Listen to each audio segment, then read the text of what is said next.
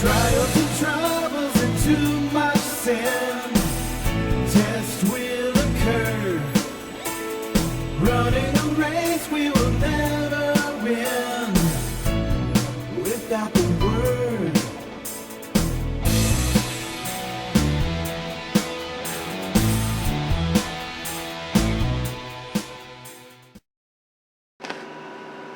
Good morning, good day, good evening, good overnight. Whenever you happen to be listening to this, welcome once again to Just Thoughts. Today we have a request. I've been asked by several people, quite frankly, on various different videos to speak about Christianity and socialism, or Christianity versus socialism. So that's what we're going to do today.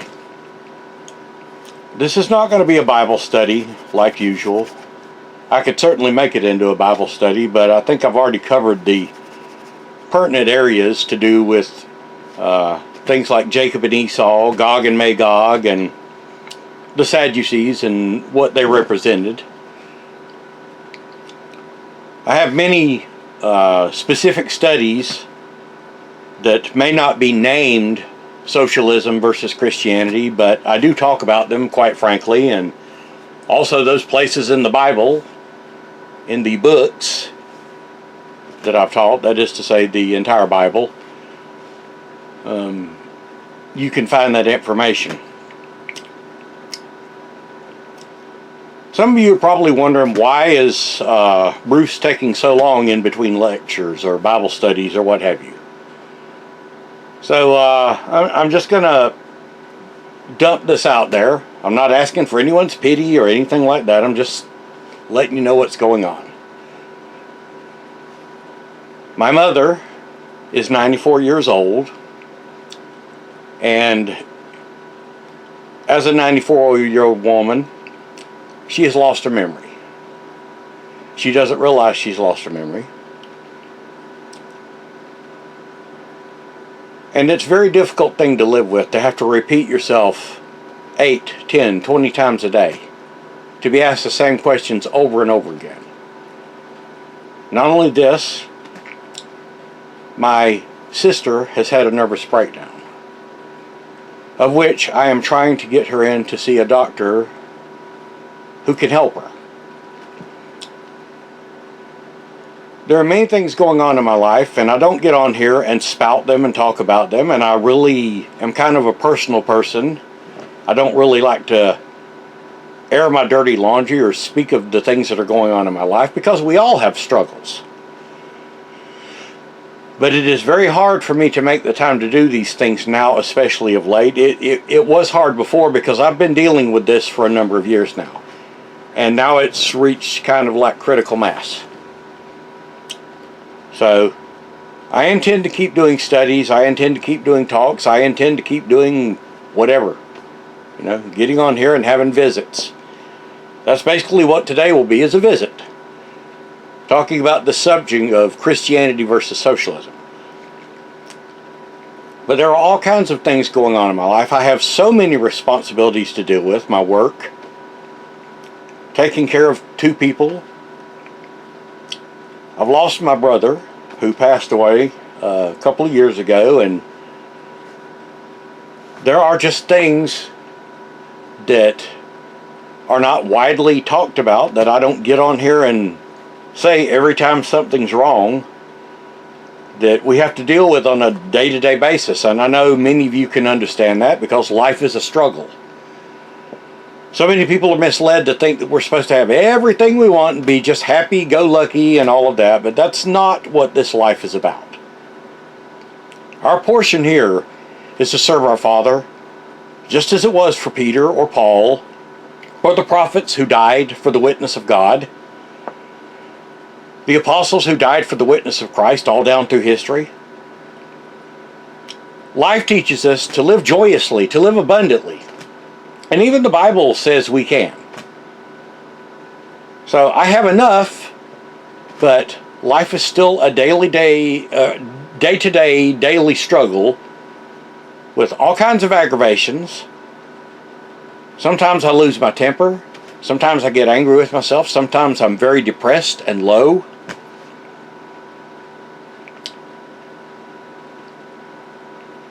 Sometimes I feel like a lot of the stuff that I do falls on deaf ears, or that the message is not being received. I mean, there's a number of things you have to consider when you're going to be a Bible teacher, and I have kept on nonetheless putting this stuff out there.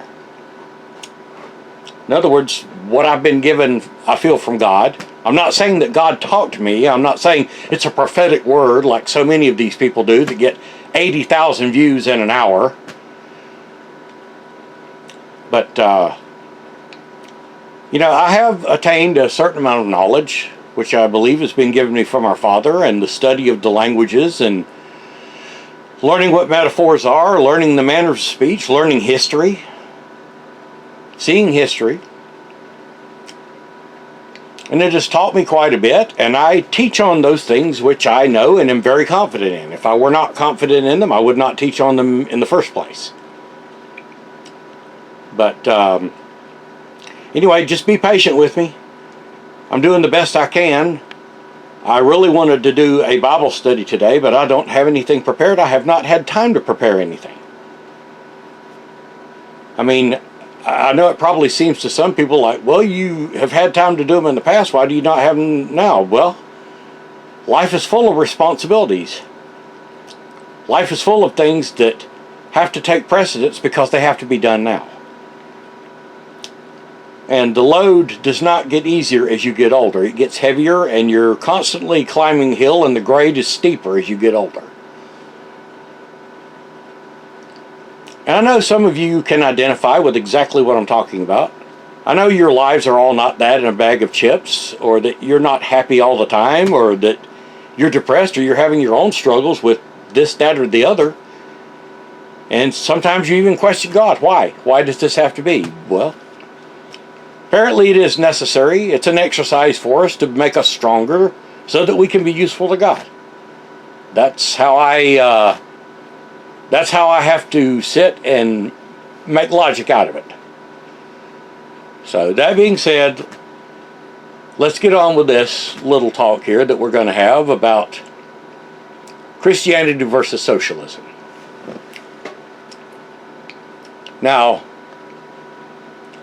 there are many socialist countries in the world today. They exist in that particular style of government. But are they thriving? Well, if you ask some, they might say, yes, our country is wonderful. We have free health care. We have a good economy. Well, let's think about that for a moment. Let's look at all the places that, let's say, once had a good economy and now are pretty much trashed.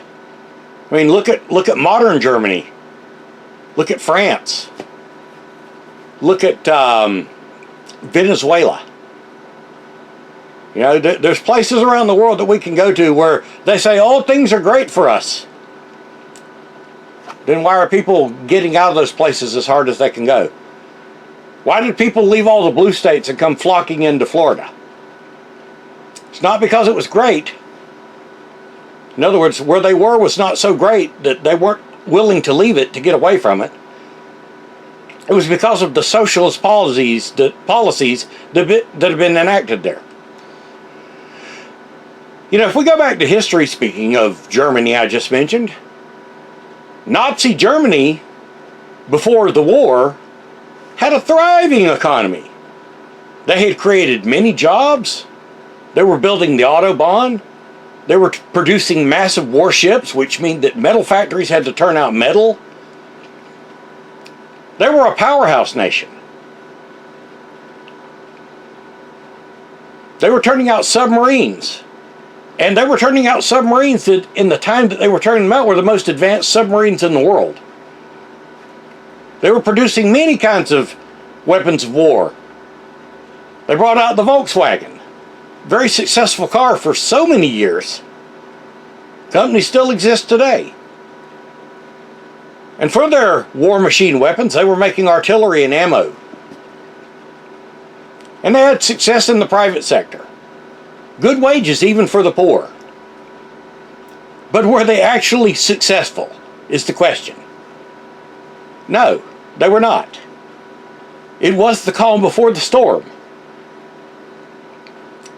What was hidden by the success was a series of broken treaties and accords which Germany had agreed to at the end of World War I, and the radical plans of one man and his Socialist Party, the Nazi Party, the National Socialist Party, to take away the nation's long tradition of Christianity and to subjugate and oppress people. Now, this was not all done at once. It wasn't done overnight. No, it began slowly with success, with people united behind a leader who at the time was seen as a hero, a World War I hero, who spoke of reunifying Germany and taking back her former borders. But that's not where it stopped, is it? The movement grew and thrived, and for a while it seemed that Germany was coming into her own. She was a model country for the world. Look how strong Germany is. Look what she's become. And then all of a sudden, war. Oppression. And how quickly their pride and their power came to desolation. Because they had become an oppressive state government, which denied basic human rights to some for hate's sake, while playing favorites to others which they saw to be of pure alien descent.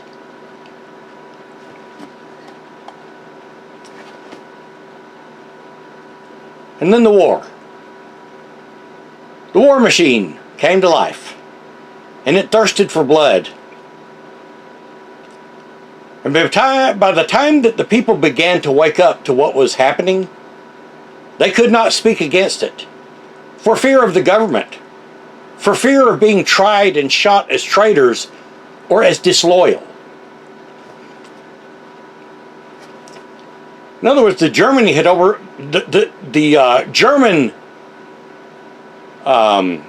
government, the Third Reich, that is to say, the socialists, had taken over Germany. And the people didn't have the power anymore. The government had the power. Men went to war with disloyal hearts, but they did so because it was their duty and because their families would have suffered had they not done so. Now, I'm not saying that's the case in every case. There were certainly people that were warmongers ready to kill for their Führer. But in the end, what was the story? Did they thrive? No, they went down in flames.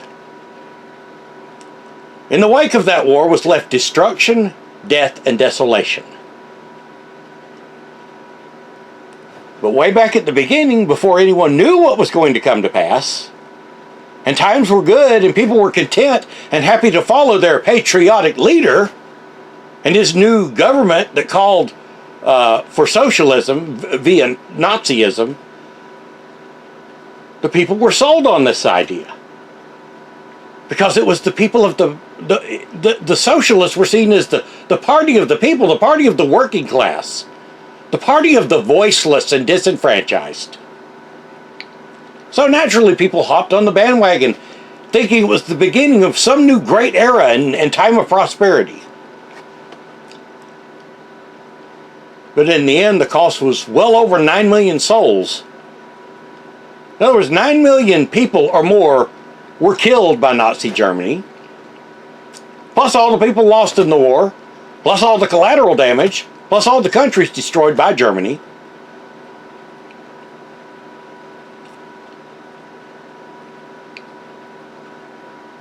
And it was all done in the name of what they saw as a good thing. That sounds vaguely familiar, does it not?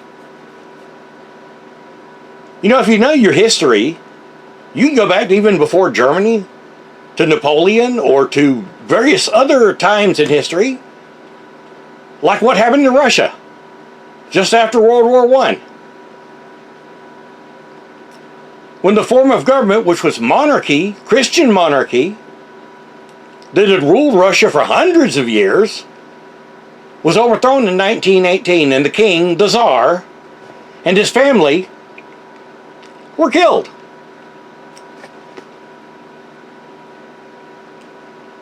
And then in 1922, Russia formally turned communist, though it was labeled as socialist. Union of Socialist, or Soviet Socialist Republic. That's what USSR stood for. So it was labeled as socialism and sold to the people as the party of workers, the party against the rich and powerful. And then it turned to complete communism once it got into power. Then when it got into power, they took away religion, destroyed the rights of people. The military had guns, but people weren't allowed to have guns on their own without special permits. Again, shades of today. Christians were oppressed, churches were closed down, nailed up. And people that tried to open worshipfully were drug away to gulags, or made to be afraid of the government. Now, this form of government, communism, would last for 69 years. And over its 69 years, it would cause the death of 140 million people. And that's a best guess estimate from sources, because there is no sure way to know how many actually were killed, because many just disappeared. Many who dissented just disappeared in the gulags, in Stalin's iron-fisted rule, and the rulers that came after him. You know, when it comes down to it, there is not truly anywhere, there is no nation, nor country, nor place where socialism or communism has actually benefited the people, at least not to the extent they think so. I know there are places in Scandinavia or parts of Europe where they say, oh, we have such a great economy because of this. We have free health care. We have free health care here in America when it comes down to it. Only it's not the kind of health care that people who pay for it or have the proper insurance can get. It's government bureaucracy and red tape. It's them selecting which doctor you go to, even though they say you can choose your own doctor. You can't if they're out of network. You cannot choose your own doctor if they're out of network unless you're willing to pay out of pocket. Now, all of this, socialism and communism, was created from the writings of one man, Karl Marx. Karl Marx, a Jewish-born Prussian, German, who had this vision of utopia in which all were equal. All were equal under the law and by policy. And yet that vision of everyone being equal is not real, nor is it possible.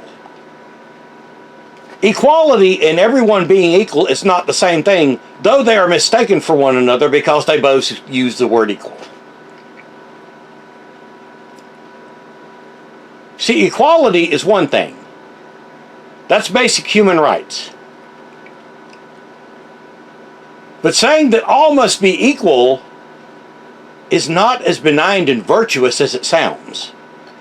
Why? Because people are in fact different. And that is a fact. Some have greater abilities than others. Some have greater strength than others. For instance, not everyone is made to be a doctor or a concert pianist. Not everyone is made to be an architect who can design a great building or not everyone can be a great CEO or business mogul. By the same reverse, not everyone can dig ditches. Not everyone can clean sewers. Not everyone can work on cars and be a successful mechanic. So then it is ludicrous to say that all must be equal. In Karl Marx's vision, everyone was paid the same no matter how much work they did. In other words, the guy who went out and dug ditches and broke his back all day and labored or laid bricks or carried heavy loads on his back was paid the same thing as an office worker who sat in a nice building with a water fountain flowing out in front of it. In other words, one sat on their butt all day, the other one actually got out and broke their back. But they must all be equal according to Marx.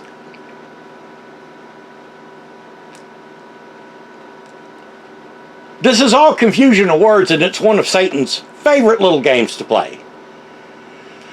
We as human beings can be, for the most part, whatever we want, whether we want to be little or a lot. It all depends on how hard we work to achieve a goal or what we decide to become. Some of us do not worship money to the point that we're willing to trade away our faith, our rights, and be such a part of the grind and be deceived into thinking that the taxes that we pay and the hard work we do is going to good causes. I mean, we can see government spending right now and what a waste most of it is. But we cannot be equal. In other words, I cannot be a pro NFL football player. Okay? I cannot be an astronaut. I cannot be the lead guitarist of a rock band. Now, had I set my goals on that? Maybe. But as it stands, that's not the way life turned out for me. I do believe we have destinies. At least some of us. Now, we can be equal in the eyes of God, who loves us all. That is to say, if we worship and revere God. But God did not make us to be equal. He gave us several abilities. You know, not everyone's meant to be a Bible teacher. Some are meant to go out and call people to God, to evangelize. Some are meant to plant seeds. Some are meant to interpret. Some are meant to bear the burden with money of helping a church to grow, or what have you. Now, in that, are we all equal? In the eyes of God, yes. We all get the same reward. But when it comes to human and humanity, there is no equality like that.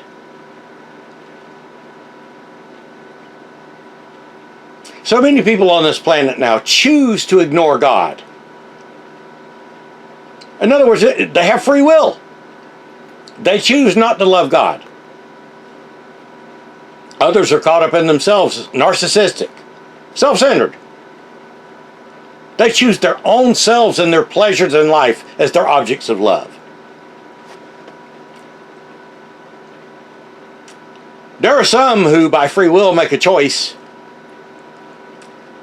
but their choice is nothing. In other words, atheists, secularists, or they choose other religions. They choose what makes sense to them by a humanism point of thinking. Humanist way of thinking. And then there are those of us who choose the faith. We choose God. We choose Christ. And we're laughed at, we're made fun of, we're ridiculed. But that does not deter us. It does not dampen our spirit.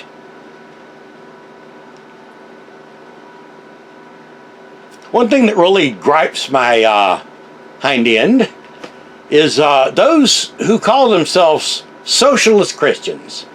You know, that right there is an oxymoron in itself. Socialist Christian. There's no such thing as a socialist Christian. There may be a social Christian who's social and gets out and mixes with people, what have you. But there's no such thing as a Christian who practices socialism, because the two words do not even and never will go together. If there are people who believe themselves to be socialist in ideology and they call themselves Christians, then they have already deceived themselves. You know, homosexuality and the LGBTQ have now entered in and taken up shop in many churches, omitting and denying the parts of God's law and truth that they don't like, and propagandizing their congregations with love, love, love, love wins, truth is in love, God is love, and love wins. God doesn't hate. I beg to differ. God shall not cast people into perdition because he loves them. He may have loved them, but they lost the love of him when they turned their backs on him. Does that mean he won't hurt when they are gone? No. No, it doesn't mean that at all. They are, in fact, his creation.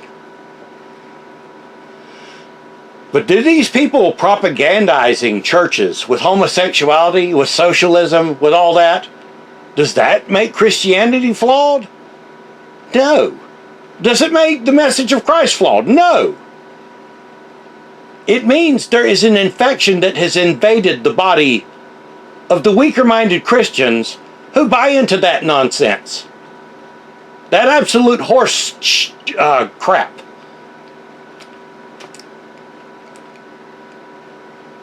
So when you see someone who says that they're a gay Christian, a homosexual, a lesbian, transgender, bisexual, queer, whatever Christian, they're no different than many of the people that in the times of the Spanish Inquisition thought themselves to be holy men of God and tortured people to death and killed them and burned them at the stake. Is that what Christ told us to do? I don't remember one page of Christ saying, "Yea, I send you out as sheep among wolves. Go out and burn people at the stake and kill them." Now, I know there's going to be one or two real geniuses that are going to say, "Well, what about all the people that God ordered killed? What about all those people? Was not God practicing genocide?" God is the maker of souls, the creator of heaven and earth. God does not have the ability to commit murder. If God ordered the death of people, then it is just. Well, why is it just? Just because God said so? Yes, little man or little woman. Who are you to judge God?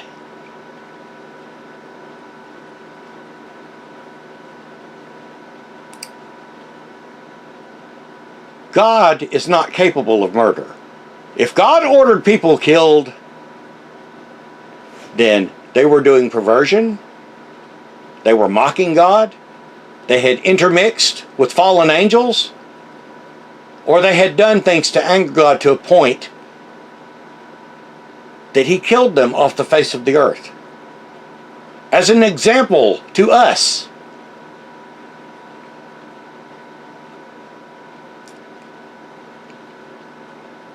So, back to my point, even in our churches now, socialism and perversion have invaded.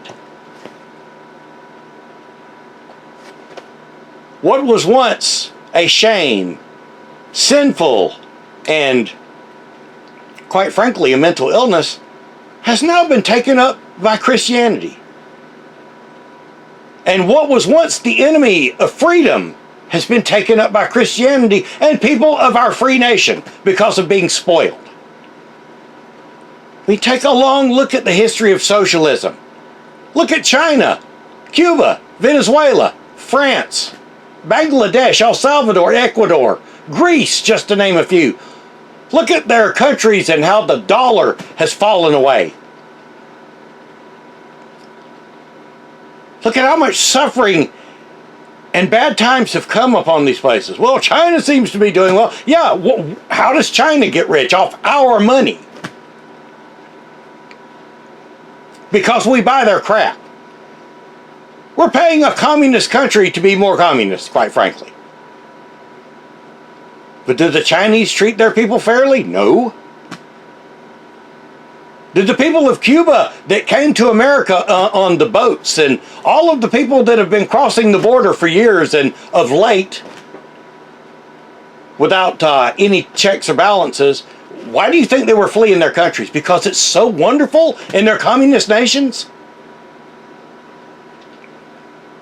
Those people were fleeing oppression, many of them.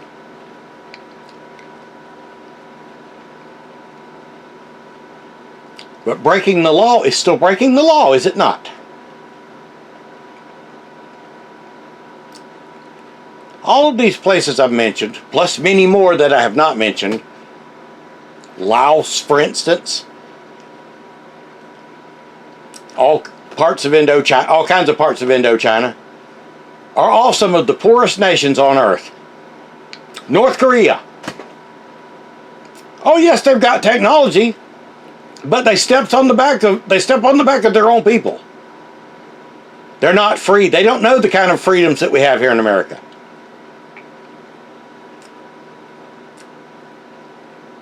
But while we're on that subject, let's talk about the United States. Let's talk about Great Britain and Canada. Look at the crap that has been adopted in our country and in our neighbors to the north and across the big pond over there in Great Britain. I mean, I know some might find that shocking, but look what socialized medicine has done in all three of our countries. I mean, sure, there's still some great health care. Again, if you can afford the insurance, you know, if you can afford something like good insurance, or if you can pay out of pocket for it, but most people cannot. So then they are subject to the rules of the state, or that is to say the government, whether it's Canada, Great Britain, or here. So they get what they get. In other words, they may go into a hospital and not be able to have an operation for a month. So they get what is considered to be health care. I mean, they're not turned away.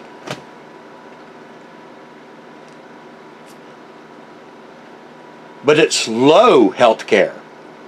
It's health care on the lowest end. It is far from the freedoms and rights we had only 30 years ago, 40 years ago, 50 years ago. I mean, do you know you can't even go to a dentist now and have your tooth pulled? You've got to be sent to a specialist. Why? Government rules and mandates. Technology may have increased, but so has government red tape, bureaucracy, wait times. I mean, if you don't think so, let me tell you, I've been dealing with this nonsense with getting my mother to the doctor and my sister to the doctor. Try calling your doctor and getting an appointment to see them like tomorrow and see what happens.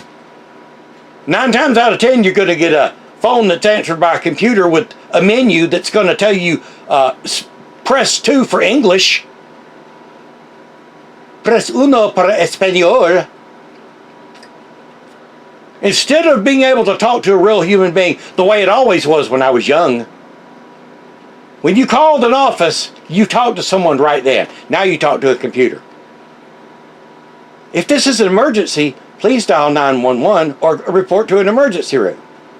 For all other calls, press 1 for this, press 2 for this, press 3 for this. To repeat this menu, press this. You cannot get to a real human being now who actually gives a flying damn about you and truly wants to help you.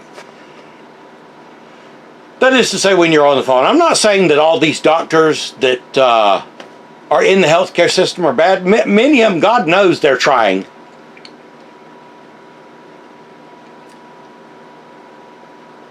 But even they don't have what they need to do what they have to do.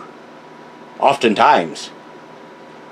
I mean, used to be, if you went to a doctor, they could treat anything. They could give birth to a child. They could mend a broken bone. They could pull your tonsils. They could do an appendectomy. They could do so many things. Treat a sore throat.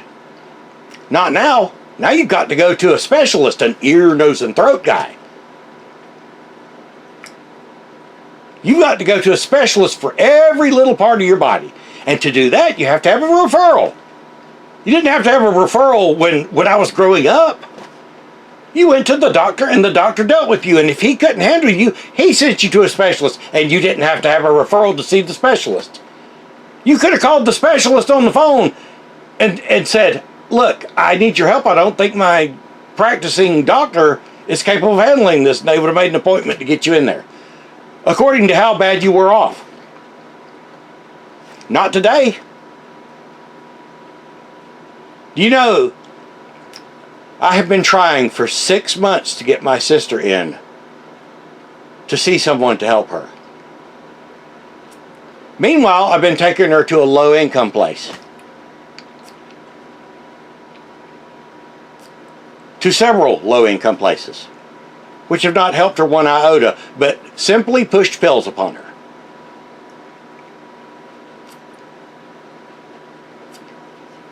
I placed an appointment about 2 months ago to see this doctor that she's soon going to see if she can be helped. 2 months. 2 months ago. And I had to go through all the bureaucratic red tape. I had to call my insurance company and see if it was okay. You know, it used to be that when you went and asked your doctor for something, that they would take care of it. They would see to it that you got what you needed. You didn't have to do it yourself. You didn't have to call the specialist.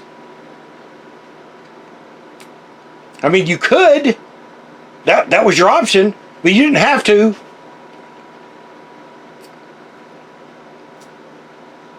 You would get a prescription that day written on a piece of paper with a number on it and barcodes so that they could verify that it was real, or a certain kind of paper. Now they type it in on a computer. And then you still have to wait upwards of 3 to 5 days to get your medication. Why? Because we have socialized medicine. Let me tell you, that even extends to the veterinary field. We had a very sick cat die on us just a couple of days ago. A week before that, I called to try to get the cat in urgently to have it put down because I knew that it was dying. But while I waited for the 18-day appointment to have the cat put down, the cat succumbed and died anyway. Why? Because socialist medicine not only affects the human aspect here, it affects even the veterinary hospitals and doctors. Now, while we're on the subject of government control over everything, let's talk about government-funded housing or low-income housing. You know, in most low-income housing things, I don't care whether they're a block of flats, as the British would call them, apartments. Most of the people do not do upkeep on those places.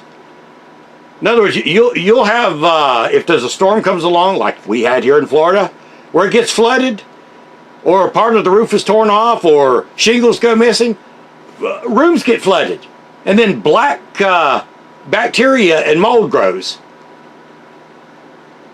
Do you think anyone really cares about that? Who's making money from the government for low-income housing? No, all they're worried about is their paycheck.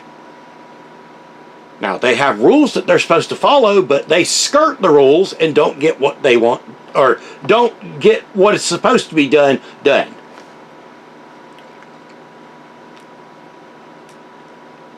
And why is it that working people who make enough money on a job must pay taxes and then must pay full price to have a home, while others get a home for a much lower price and often much lesser quality? In other words, basically a cracker box. Now, houses are supposed to be built to a certain code here in Florida, but you know, I can see corners being cut in the building of houses. I'm not stupid. I have done that kind of work, you know, in the past. So when I see them putting a plywood roof on a place, a piece of little 3/8 plywood or 5/8 plywood, you're not going to tell me that that's as solid as a roof covered with 2x6s. And it's not. That's why the roofs are blowing off these houses in the first place. But let me ask you, is all that I'm talking about here fair? Is it fair that these people, just because they're low income, get into these, they're packed into them like lemmings, and they're afraid to complain that their roof is leaking, that they have black mold all in their house, that it smells like the sewer's backing up. They're afraid to complain because low-income housing is so hard to get. They don't want to be out on the streets. And what's fair about people that are able to eke out a living, having to pay full price for their house while others get a house for low income just because they say, I'm a minority, or I'm of a different sexual orientation? You know, I just love those curtains, but I need my home for free because I'm a minority who's been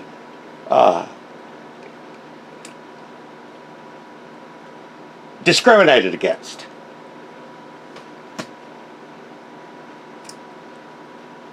So is that fair? No, it's not fair. But that, ladies and gentlemen, is socialism. When you cannot go out in your own yard and gather rainwater on your own piece of property or land because of state or government regulations, that's socialism. When you buy a house and a piece of land, it is never truly yours. You will continue to pay taxes on the house and on the piece of land. It is never truly yours. And you may not do what you want on your own piece of land without government permission. You cannot add on to your house. You cannot add a bedroom. You cannot add a mother-in-law. You can't put a shed in your yard without permission from the Gestapo. That, ladies and gentlemen, is socialism. You know, we used to have freedoms and rights in this country, but they have been slowly taking them away from us with little mandates in the middle of the night that we didn't know about. And all of a sudden we wake up one day and you've got a rain barrel in your yard, and they say, oh, stop that. No, pour it out, and bust a hole in it because it might get mosquitoes. You mean more than the 40 lakes around us, or the creeks, or the mud puddles, or the swimming pools that people don't take care of? Basically what it comes down to is them having rule over you and giving you any reason that they want to do it, and making it sound fair and just and right. Again, we used to have freedoms and rights, but not as much now as we did then. When you send your children to public schools so that they can be taught evolution, that is to say that man evolved from nothing into an ape, or a variation of something that shared ancestry with an ape, and that there is no God, and when they're taught a bunch of fables and they're bombarded with history of times that, let's say have been unsavory, but always point out that Caucasians have caused all the troubles of the world, or that the gods of Mount Olympus were just as viable as our God, or they're in bed with the LGBTQ or any racial minority and play favoritism because of that, that is socialism. See, God doesn't play favorites. God has chosen and people that he's called, but he doesn't play favorites. Man does, and man will continue to do so.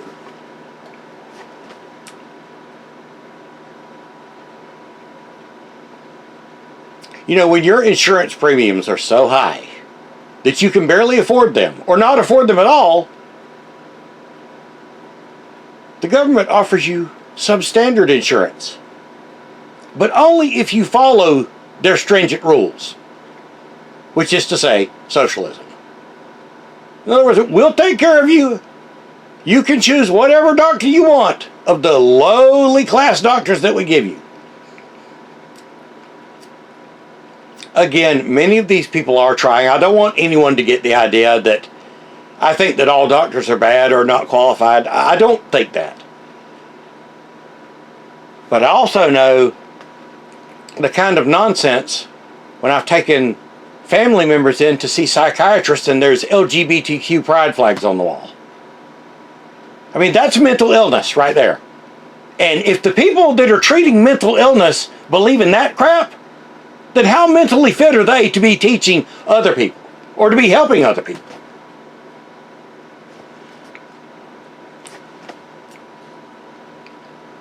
What about when people receive gas cards or free phones or food without having to pay for it, when everyone else has to pay for theirs? You see, when you have a government that enforces that upon you, that's not charity. It's forced. When it's a law, when it's a mandate, it's forced.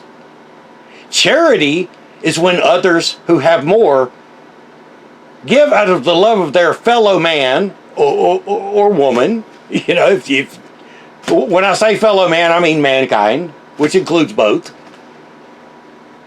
But they give of what they have that others may have to eat or be clothed or be comfortable, etc. But when it's forced by legislation and mandate and law, that is socialism. Oh, I see you haven't given your gift this month.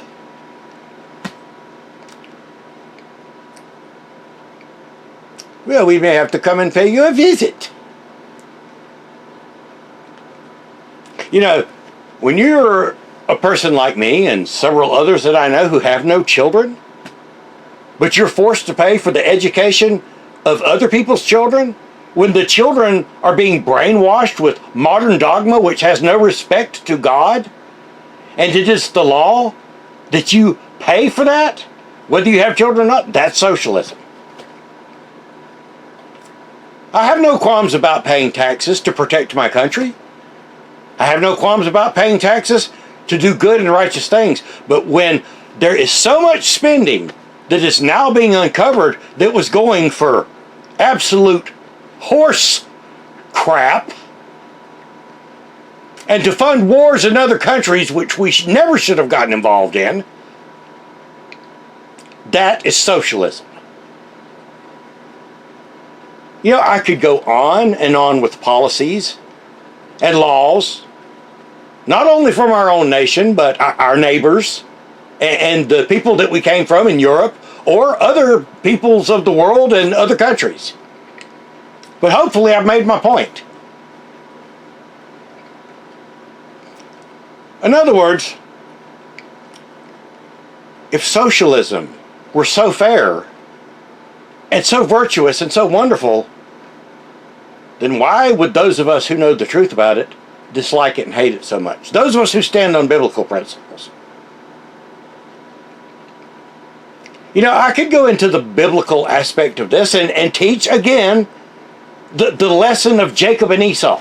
How Jacob sold his birthright to feed his stomach in red pottage. Or I could talk about the Sadducees who believe not in the afterlife. You know, they're a form of the atheist. I could talk about Gog and Magog, which is basically Soviet Russia, or that nation of Esau, and the children that she bore in China, North Korea, and as well as other places, Cuba, and the aforementioned socialist nations. However, I've taught many times on those subjects. I've certainly taught them in single subject studies. And I know very well that I taught them in the teaching of the Bible and the books of the Bible when I taught them. The crux of this message is that Socialism and communism are just two shades of the same red. In other words, blood red. Because they have caused so much bloodshed upon the earth.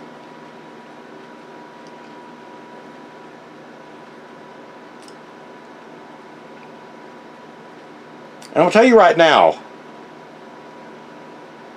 blood is not just symbolic of the blood that has been shed, it's symbolic of the blood that runs through flesh man. In other words, flesh-thinking men have blood flowing through their veins. But they savor the things which be of men and not the things which be of God.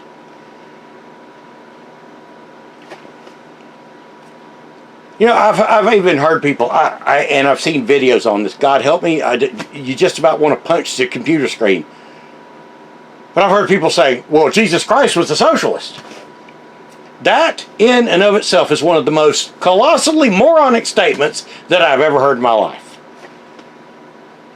Christ was the Son of God. Christ is the law. Christ is the light of the world. Christ was never at odds with the law nor the prophets. And the prophets speak expressly against homosexuality, against idol worship, and against the oppression of man.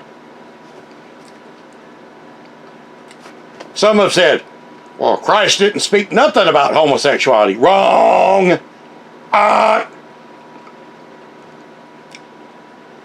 Christ said to obey the law given to God by Moses. Christ was not in any wise for perversion. Christ was not at odds with his Father's word, his Father's law. He is that law. He came to fulfill that law. You didn't ever hear Christ say, Father, I know that you said that this is a perverse lifestyle, but people should do it anyway because they think I said this. Or they think that I didn't speak a word against it. Sorry, but that's not going to cut the mustard. People show their scholarly ignorance in saying moronic things like that. The law of God specifically states that these things are perversion, that they are abominations, and also what the penalty should have been for them. That they shall not be done in the congregation of his people. But how quickly people who claim to be faithful and claim to be Christians have forgotten the lessons of the Old Testament. Think Christ knew the Old Testament? Of course he did. He is the living Word. What lessons have they forgotten? The lessons of Sodom and Gomorrah? The lessons of Baal worshippers? The lessons of those that were oppressed by evil kings that disobeyed God?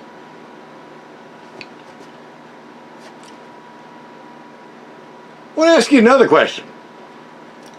Why is it the heads of these people, that is to say, of socialism, of communism, and the people who push these agendas are wealthy? And the people below them are walked upon, made to obey them out of fear. Why are people paid and bussed to push these things? Don't you think there's an agenda behind that? Why are the Chinese heads of state so rich? Why is the North Korean head of state so rich? Why was Fidel Castro wealthy? Because money is their god. Let me ask you something. Were Christ or Peter or Paul wealthy? No. They suffered. They didn't even have a place to lay their head. Christ didn't even have a boat to cross the Sea of Galilee. Nor did he have a horse or pony to ride into Jerusalem.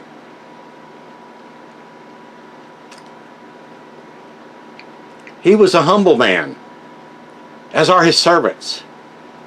And let me ask you this, did Christ, Peter, or Paul, or even the prophets that served God before, did they crave to get rid of God in order that man might be pleased? That there might be no wars? Oh, let's all get together and sing Imagine. No, they did not. They did not want to get rid of God. Communism, socialism have always done away with God. Did Christ, Peter, Paul, or any of the prophets elevate humanity or humanism over God? Did they say it is better to have peace amongst men and a brotherhood of men than to have God? No, they did not. So the answer to all of those questions is a categoric hell no. So then, why are people so carried away with these ideas or these agendas of socialism, of perversion? Well, God told us why. God said, "For lack of knowledge are my people destroyed." But you see, people would have to know the Word of God to know that. They would have to understand. But they don't even believe in God. Oh, that's silly nonsense.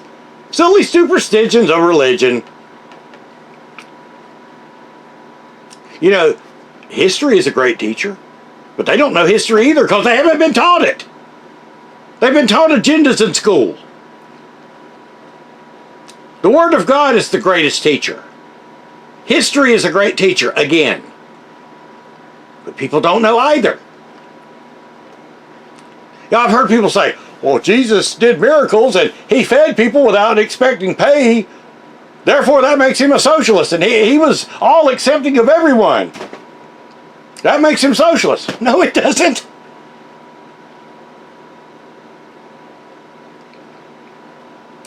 Let me tell you this. Jesus did not build walls to keep people in. Okay, the Soviet Union had to. East and West Germany, remember that? Cuba. Those people build walls to keep people in. People followed Christ for one of two reasons. Either they wanted to hear the truth, or they wanted a free meal out of it. That does not make Jesus a socialist.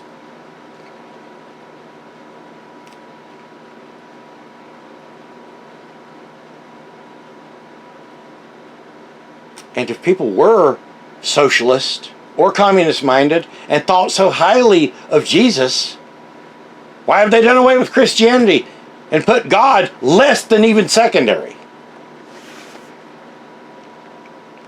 You see, my friends, this is the foundation of leftism, left-wingism, no matter what country it is. Call it left-wingism, call it liberalism, call it progressivism. Call it communism, call it socialism. It's all built upon the same thing.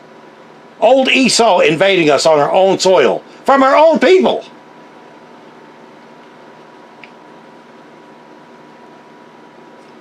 Progressivism and left-wingism are built upon socialist ideology, which is why it is unfair, unjust, why it looks the other way when it sees injustice, why it panders to so-called minorities and so-called disenfranchised people. But let me ask you this, if they're so oppressed and so disenfranchised, how did men wearing dresses and high heels and stockings get themselves into positions to come into schools professing themselves to be victims of hate and bigotry and non-acceptance, going into our schools to teach our children about their perverse lifestyles? Well, for one reason, it's because our nation allowed God to be evicted from our schools. And since that time, look at all the violence that there has been in schools. And look at the pecking order of schools and the class warfare that has come after schools. Later in life, because it's become the norm. Oh, we're better than you. We don't want to associate with those people because we're better than them.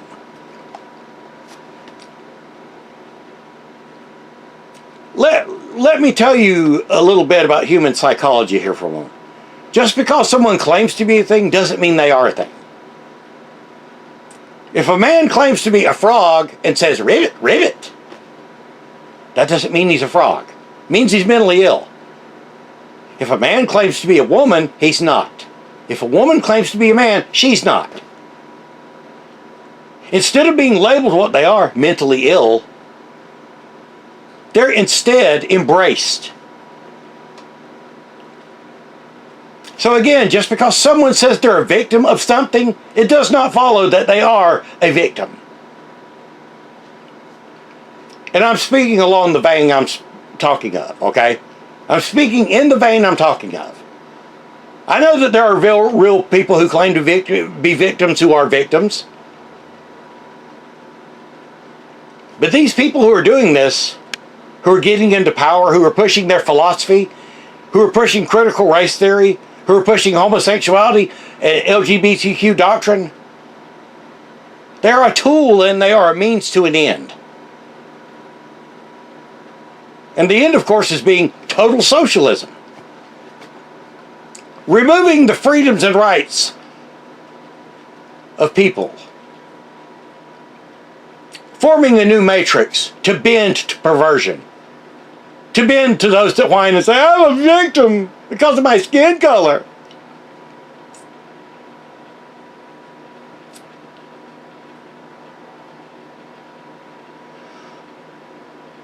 Let's talk about one more thing here.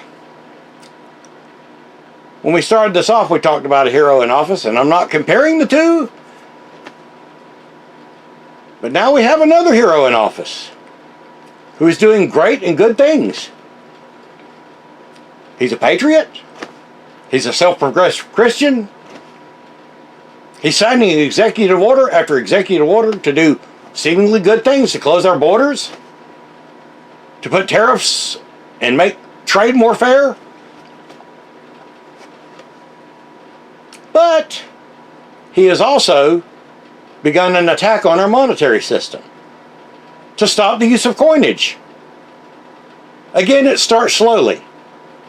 2025 will be the last year, as far as I'm aware, as far as what I'm hearing from all the people that sell coinage online, that they're going to be making the penny. After 233 years of pennies. And they say, well, that's because it takes 3 cents to make a penny. Agreed. That's no way to do it. No reason to do away with the penny, though. In times past, they've just made it out of cheaper stuff. It's an attack on the monetary system. How are we supposed to make the difference now? Well, they claim that there's enough pennies in circulation as it is. Yeah, until people start hoarding them. I don't know whether it's a good thing or a bad thing. I think it's a bad thing, to be honest with you. But this same president is also furthering the cause of AI, which I am wholeheartedly against. Artificial intelligence. I've already been listening to many political analysts and experts who know, as I do, where this can lead us. Imagine all the power of YouTube, Facebook, Instagram, TikTok, as well as all the other sites, Reddit, and what have you. Whatever there is out there online still. Imagine all the power of those information gathering social media sites, which know about each of us. They know what we view, what we read, what our comments are, how we think, the things we look at, the pictures we see, the things we look up. And they want to gather that together into one great machine of artificial intelligence. I mean, we cannot even look at a video now online on YouTube, or even place a video on YouTube that it might not be taken down because it violates what they call terms of service. Even with everything being exposed now, YouTube has still not changed its standard. If you say something against climate change, global warming, greenhouse gases, or if you say something against the CDC or the WHO or what have you, your video can be taken down. You are not allowed to speak against the popular consensus of the people. And that's now. Imagine an internet, let's say with all the power of Google. And Google alone is quite a powerful entity. Now imagine Google amplified with all the rest of the social media sites that knows everything about us, that knows every pattern of us, that knows the way we think, that knows what interests us, that knows what we will look at, that knows how to bait us in, that sees everything we type. That to me sounds more like Big Brother looking over our shoulders than a good thing. But time will tell.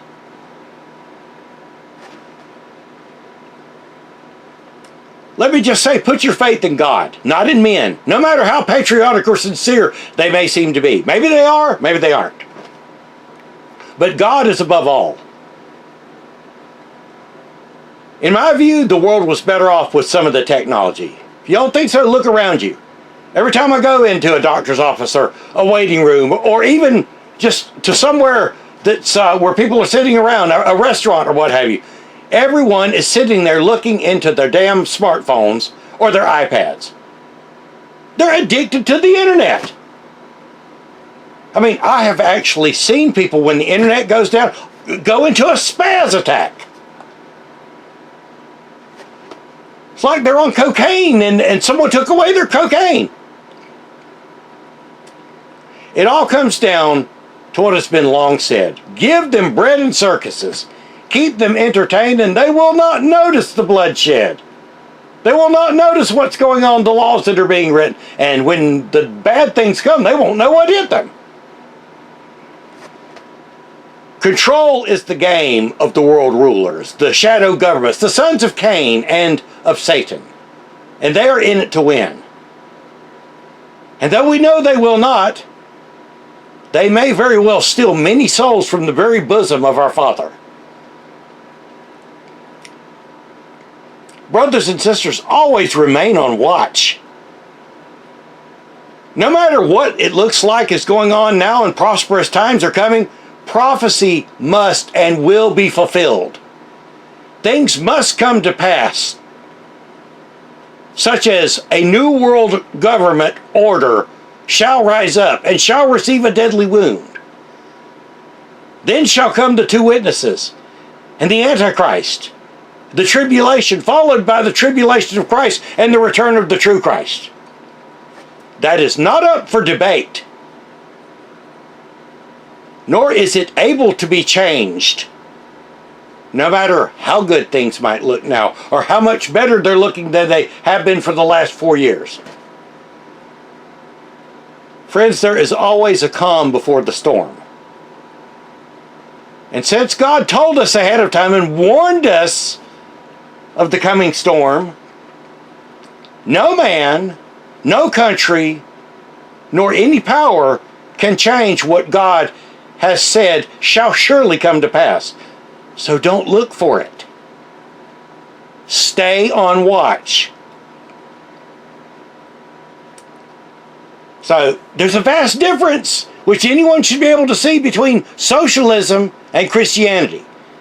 Christianity is of God. Now, have bad things been done in the name of Christianity? Of course they have. But that was done by the minds of men. Just as the homosexuals creeping into the church. Just as socialism creeping into the church. It's not what Christ's message was.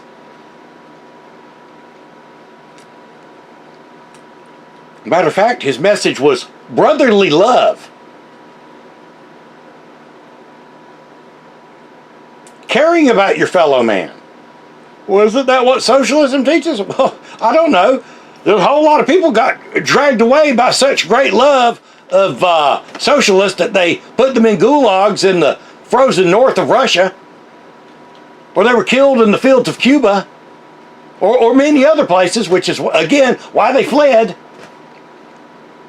I don't know, you tell me. Actually, I do know. I don't need you to tell me. But, if you haven't picked up on it by now, then I think you need to study history. At any rate, that's all I'm going to say in this. I just wanted to have a little talk and visit. Let me remind you all, brothers and sisters, to stay in your Father's Word every day. Every day in your Father's Word's a great day. If you can't stay in it every day, certainly stay in it weekly. Stay in it as much as you can. 3-4 days a week. Whatever you can afford to spare your Father. Become familiar with your Father's Word and use the tools afforded to us by our Father. The Strong's Exhaustive Concordance, the J.P. Green's Interlinear, the Smith's Bible Dictionary, the E.W. Bullinger Companion Bible, the Masoretic Text, the Septuagint, whatever it takes to study your Father's Word. And brothers and sisters, always remember to pray for those that walk in darkness. Because sadly, the majority of people do now. And until we see you again, hopefully with a Bible study next time, may God bless you and thank you for listening. This has been Just Thoughts.